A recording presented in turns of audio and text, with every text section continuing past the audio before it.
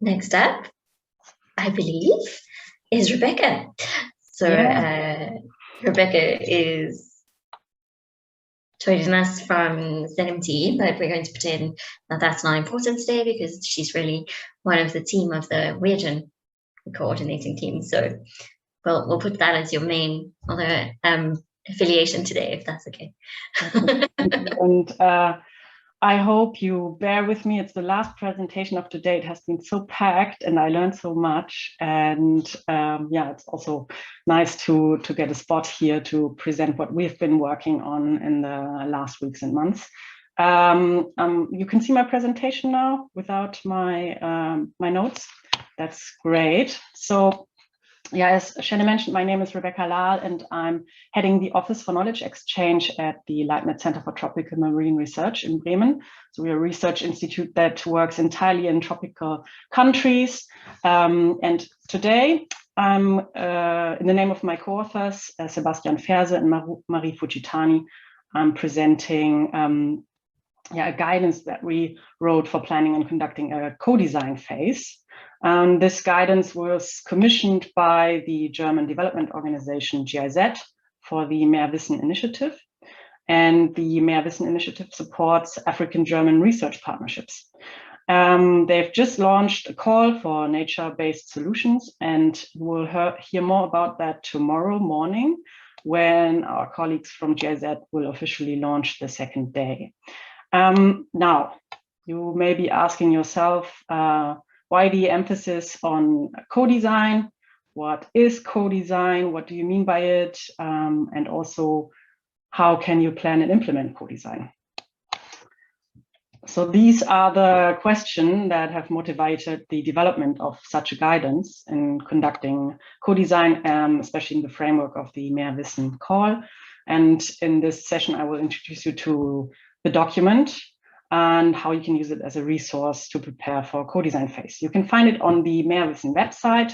I believe it's mehrwissen.de or com. Please, colleagues, can you maybe post the link to the resource in the chat? That would be great. The document that we prepared draws from diverse sources, including discussions from an online workshop that was held earlier this year. It was feedback from previous Mehr Wissen cohorts. They have been involved in a couple of co-design workshops.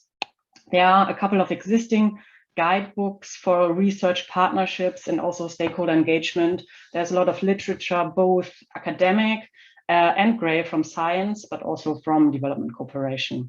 Further, the Mehr Wissen community, which is all projects that are working under this funding line, have developed a discussion paper about co-design that was presented at the Nairobi Convention Science to Policy platform. So from all these sources, this guidance has been constructed with the particular context of the Mehr Wissen program in mind. But I would say that there's merit also for other applications for co-design in general, and we hope that it is of value for you. This document is to say it's a living document that builds off the experience by its users, so feedback is highly appreciated. So what is co-design? Why do we need it? And what are essential elements? So co-design is actually part of a family of concepts that are used similar to co-creation or knowledge co-production. So co-design is rather the first step in an ideal transdisciplinary research process.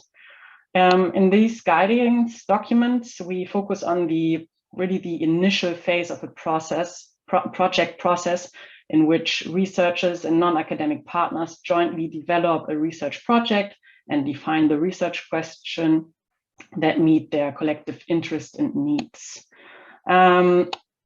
However, though the co-design phase of the Mehr Wissen program has a clear start and end, it's about 6 to 9 months long, we like to emphasize that these principles in this guidance are also be useful throughout a project life cycle.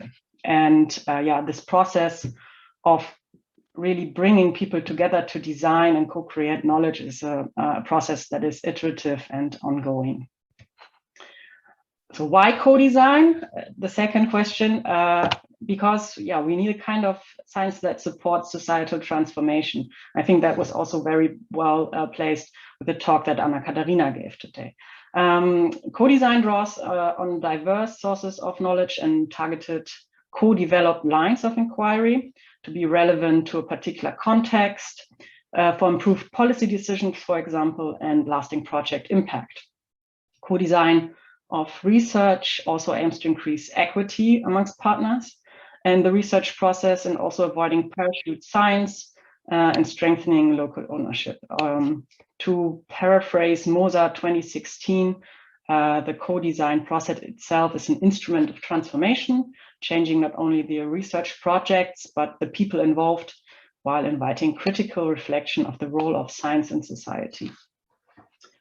To achieve co-design, or to achieve all that what co-design tries to achieve, the projects need sufficient time to do it, to have resources and time to plan, to build a team that is strong, and also to engage stakeholders in developing project ideas and implementation.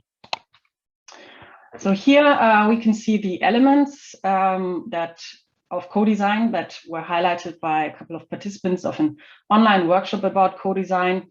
And we see elements such as trust, openness, transparency, communication, and respect.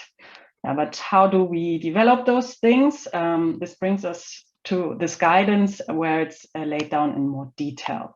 There are 4 parts that we thought are more accessible and tractable.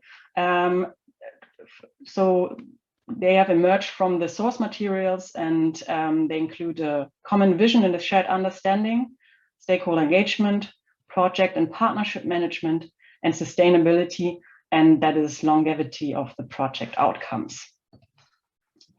All 4 parts of this guidance have the same structure, with key icons in the guidance that can help you find what you're looking for. The guidance gives each of the 4 elements a definition and describes why it is important. It then describes concrete steps, 3 to 7 steps, that breaks up the process into tangible tasks or work packages. Here we call it steps. It will also then, if possible or applicable, name concrete tools that you can apply and factor into a co-design phase. And experience from workshops or consultation and the literature we try to factor into helpful tips. The guidance gives also examples, and you can see in these blue boxes, and provides reflective questions for a research team to discuss.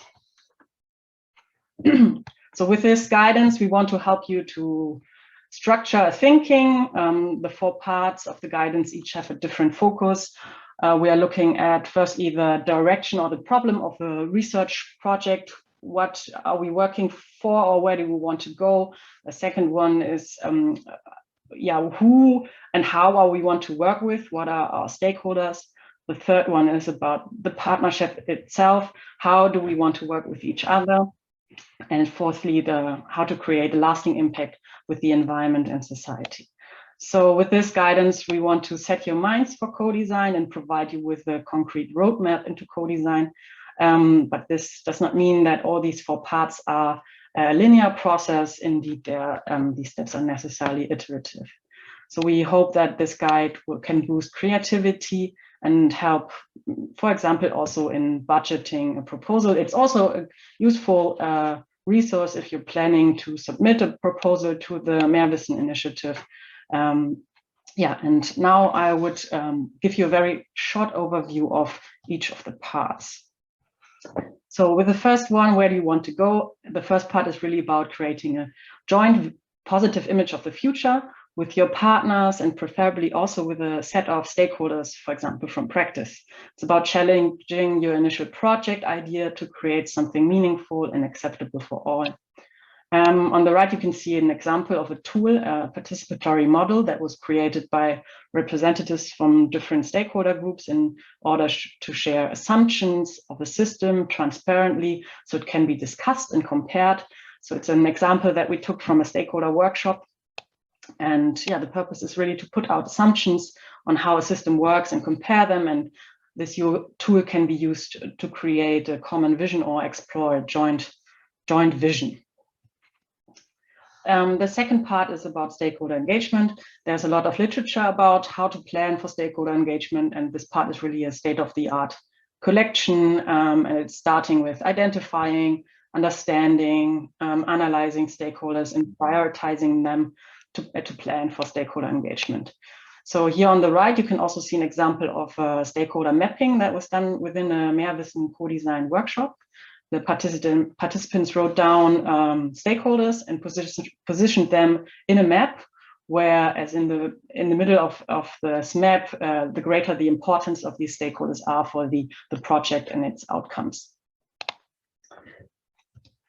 The third part focuses on this, so to say, the modus operandi of your partnership.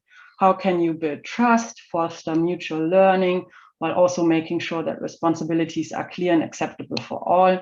So the main takeaway for me was that it's really important to schedule quality time with your partners while also stipulating rules and procedures. And on the right, you can see an example from a co-design workshop where participants defined rules for communication about giving and receiving feedback. So this is also a really simple exercise, I would say, but that can be very helpful to foster appreciative communication amongst partners. The fourth part of the guidance covers steps that you can take even before the project starts to set the course for sustainability of projects, meaning that the project outcomes are secured and have an impact, how you can address potential adverse effects on the environment, how you can support equity in your partnership, also how a fair budget can be supported, and yeah, just generally how you can share benefits of your partnerships amongst all partners. There's also an example of a little exercise that you can do to foster uptake. It's a policy uptake strategy that was created during a co-design workshop. So yeah, with this guidance, we provide a structure as a jumping off point that you can draw from your, according to your specific needs and context. And then these boxes can be filled with pictures, with your experiences, with stories. And thus we invite you to, in the future, share your lessons with us and GIZ, so that this guidance can contribute to it as a living and growing resource. So have a version 2 of this, this guidance. So now I'll thank you for your attention. I hope this was interesting to you. And I also invite you to join the parallel session, Stream 5A, Co-Design and Transdisciplinary Research, tomorrow, right after the keynote. Thank you. Thanks, Rebecca. Does anybody have any questions for Rebecca?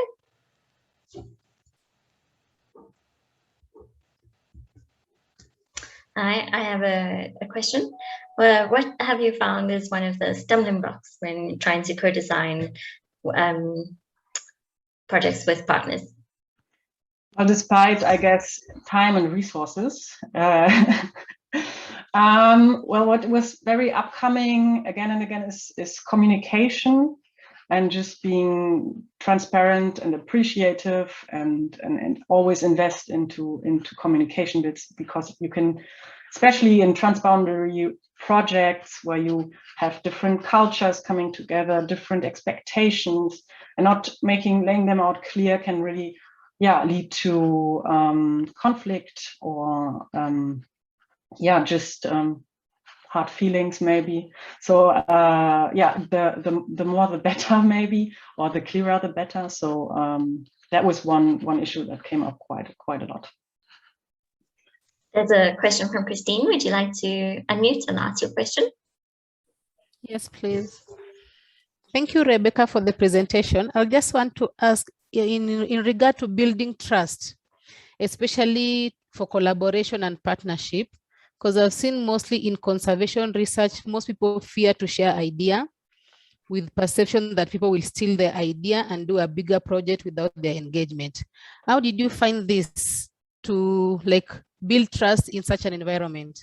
Well, I think one option to build trust is really to spend time with each other and be honest and humble. And I guess, or generally team building can be done by sharing food or playing games with each other. And I know this sounds funny, but it really helps to build trust. And of course, what I also mentioned is the clear communication and laying that out, maybe even vested interests, and just be very clear on what your interests are. I hope this is helpful. Yeah, it is. Thank you. I think it's reoccurring theme through the day about the importance of clear communication, effective communication, openness and trust. And I think it's such an important thing that we really have to think about as practitioners working across disciplines and across national borders and working in such a big complex space. So thank you for taking us through that very clearly. Yeah, and if there are no further questions, there's some thank yous in the chat. But if there are no further questions, we are just about out of time from a very busy and inspiring day. So thank you, Rebecca, for joining us, and obviously we'll see you tomorrow. But thank you to all of the session speakers and all the speakers who made today so rich and interesting. The WIOGEN Network is all about people, and we're really honored to spend the day with so many interesting and enthusiastic people working in the Western Indian Ocean. We, as the WIOGEN coordinating team, are so excited to bring you all together from broad professional backgrounds and research backgrounds to discuss such a wide range of topics, all relating to ocean governance. We're also really excited by the partners that have been so supportive of WIOGEN throughout the whole project, and particularly leading up to this conference. We'll obviously do an official thank you on Friday at the end of the conference, but I can't resist a quick and very heartfelt thank you to the WIOGEN coordinating team and our amazing management committee members for making today and WIOGEN in general work. We wouldn't exist without a management committee who are doing it all voluntarily and in their spare time, and some of them have very little spare time. So we're very grateful to them, and their enthusiasm and passion for ocean governance is very inspiring. So we hope that you've all explored some new themes, met some new people, learned some new facts, and felt inspired to strengthen ocean governance in the region through good science, effective communication along the science policy interface, and transdisciplinary collaboration. As Angelique highlighted earlier today, we need to take a much more holistic approach to ocean governance. So we're so excited about this opportunity to bring you all together here today. We're also looking forward to continuing the conversations tomorrow. So please join us again for another exciting day, exploring ocean governance in this very special and important region. As Jacqueline Uku said at the beginning of the day, we have to give a voice to the ocean because it cannot speak for itself. So that is what I challenge you all with, especially at this very important time with COP26 happening and so much happening in the world. And I really think we need to make the most of things and act now and try make ocean governance one of the key subjects on people's minds within this group and without this group too. So thank you, everyone. And the links for tomorrow's session are all available online. And as Hauke says, we're not done yet. So definitely come back and join us tomorrow. We have some really exciting topics and some exciting speakers and an excellent keynote speaker tomorrow. So we really hope to see you there. And it's really exciting seeing all of the people introducing themselves on Padlets, and there's some great contributions there. So please go to those links and also tell us about your ocean governance dreams. You never know, maybe two people want to work on the same thing, and this is the moment when you can find that out and put together a proposal or something. So go tell us what you want out of this conference and out of ocean governance in general. Cool. So I think that's it for today, and thank you for a really good and inspiring day. I don't know if anyone from the coordinating team wants to say anything, otherwise see you tomorrow. Thank you, and thank you, Shannon, for great facilitation, and Letitia. Thanks, guys. I wonder if there's an opportunity for a quick photo shoot for those people that have cameras on or camera ready and not just radio ready. It's always nice to have some some faces with the names. I Because can know really, Hannah's been. see my face. That needs to change. No, we love your face. We love your face. And Hannah's